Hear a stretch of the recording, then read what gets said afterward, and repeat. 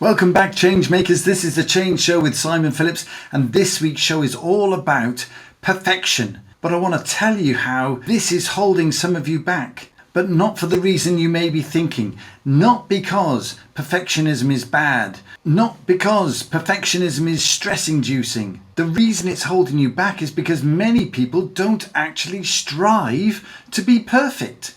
And as a result, you don't get the learning, you don't experience failure, you don't get the motivation you need to keep going. So the reason why perfectionism is holding you back is because you're not going for it. So with all that said, let's get started.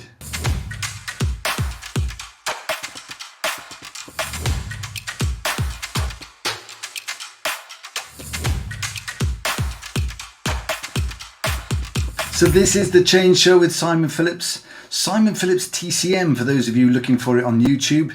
Come for the personal and professional development and stay for the intriguing insides of this envelope, which I'll reveal to you at the end of the video.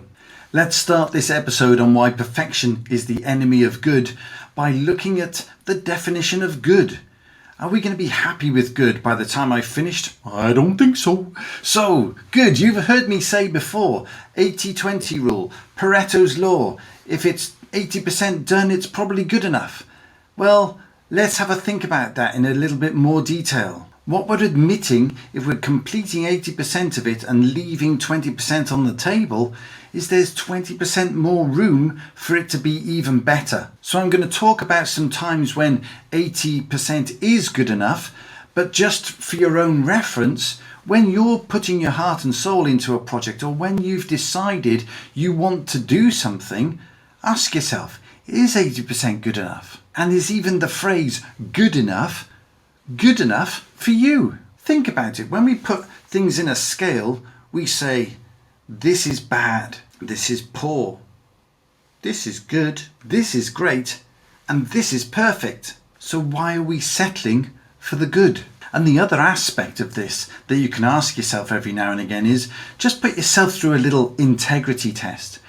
When you've been exercising, when you've been learning something, when you've been writing something, when you've been labouring over something, did you really do it as good as you could have? Did you apply all of your knowledge, all of your understanding, all of your enthusiasm, all of your excitement into that project? Or did you give it the Paretos Law? Did you give it good enough? Were you leaving a bit of space so that you could easily surpass that next time? Because if you did, that's your opportunity. As a change maker, you have big goals, you have things that you want to achieve, you have people that you want to help and support. But if all you're ever doing is giving them good enough, if all you're ever doing is applying just enough, you'll never really make the impact that you're looking for. But let's just pause and reflect on some opportunities when good enough is actually okay. Just like everything else in life, there's a time and a place for everything.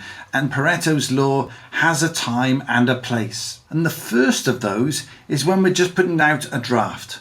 We're just putting some quick ideas together and coming up with a draft so that other people can make an input as well. Similarly, when we're just generating ideas, we don't have to come up with the perfect idea because that's part of a process. What we have to do is just contribute. So if we're just contributing, it can be good enough right now. It can just be another idea and another idea. So in those situations, we're just giving it a good enough opportunity to breathe some life into a project. Other times when good is good enough are when the outcome is not critical. So for example, if I'm just going for a walk, it's not critical that I walk optimally, that I breathe optimally.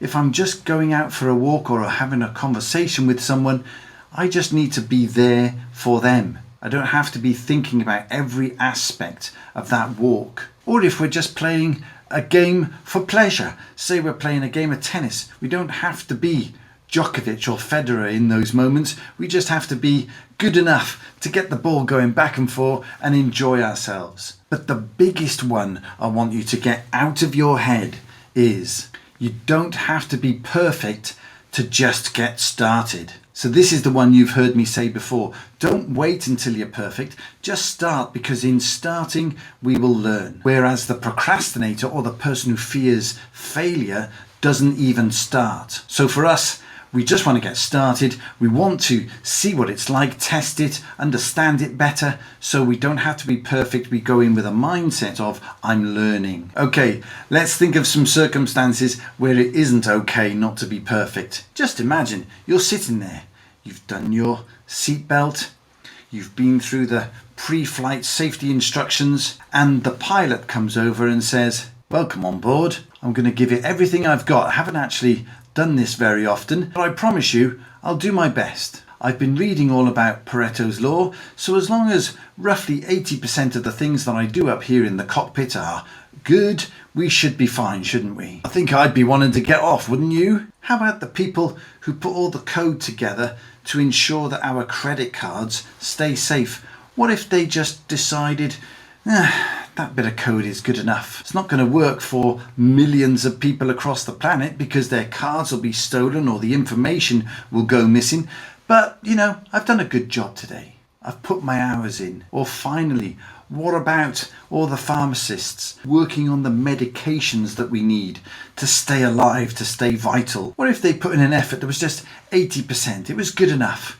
20% of their customers might get the wrong pills, but that doesn't matter, does it? I think so. So what we're trying to do is strive for personal perfection. We're going to give it one more go. If we're exercising, we're going to give it one more rep. I heard a story the other night of someone who saw Tiger Woods out on the putting greens practicing just as they were about to go out on their round of golf. By the time they came back, some 4 to 5 hours later, Tiger Woods was still on the green practicing. At the time, he was the world number one. Tiger knew that 80% wasn't good enough to even get into the championships, let alone win it. He needed to be as good as he could be. So not good enough, good as he could be. He was striving for personal perfection. It's the same when we're learning to drive, isn't it? We don't think, that's good enough. I know how to use first gear.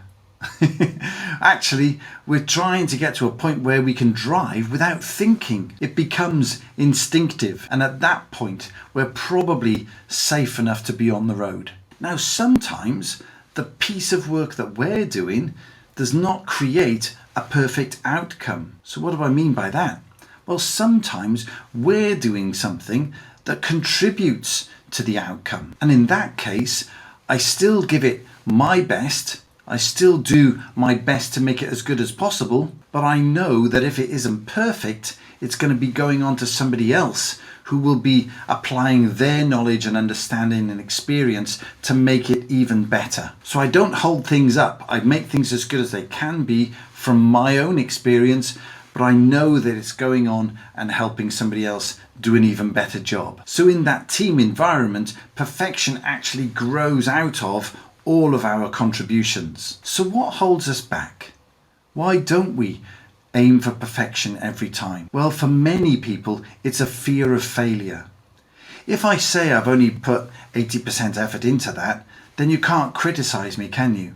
You can't say, well, actually this isn't working as well as it could do because I've already given you an excuse. I've only put 80% into it. Whereas if I know I've gone all out, I've given it my best shot, and it's still not good enough, I failed, haven't I? But you see, that's our opportunity as a change maker. As I've said before, we need to embrace failure. We need to make failure our friend, because in failing, we will learn. When I've given something everything I've got, I've applied all of my knowledge, my understanding, and my experience, and then it doesn't quite hit the mark, I can now see very clearly what I might need to do extra. And in pushing ourselves, that's when we start to create something that looks perfect in the eyes of most of the people that are involved. So we have to break past that fear of failure, or else we subject ourselves to become the outcome of the saying that's attributed to Michelangelo when he says, the thing that hurts most people is not that they've aimed too high and missed the mark, but that they aimed too low and achieved it. So this week, when you're working on something, when you're trying to get something out the door quickly, still give it your best shot. Still give it everything that you've got, because then you open up the opportunity for real learning. And the other thing you do is you add to your real self-esteem. You know you've given it everything you've got. You haven't shortchanged yourself. Your integrity is intact. So go for it. Go make change happen. Make this world a better place. And I'll see you back here next week. Ooh, don't go yet. I forgot. I was going to show you what's in here, wasn't I? Well, this is ta-da, the proof copy of my new book. Can you see the words? Not for resale. This is a proof copy of Dynamic Time Management. Now, I could have just said in the publishing process, no, let's just go straight to market. But I knew there were probably opportunities in here to make it just a little bit better. And I know that I've got an eye for a typo, but not always on screen. So I wanted a paper copy so that I could have a look through this and see if there's anything that's not quite right. So that's what I'm doing this week. I'm proofreading the new book just for you. So I will see you here next week. Take care.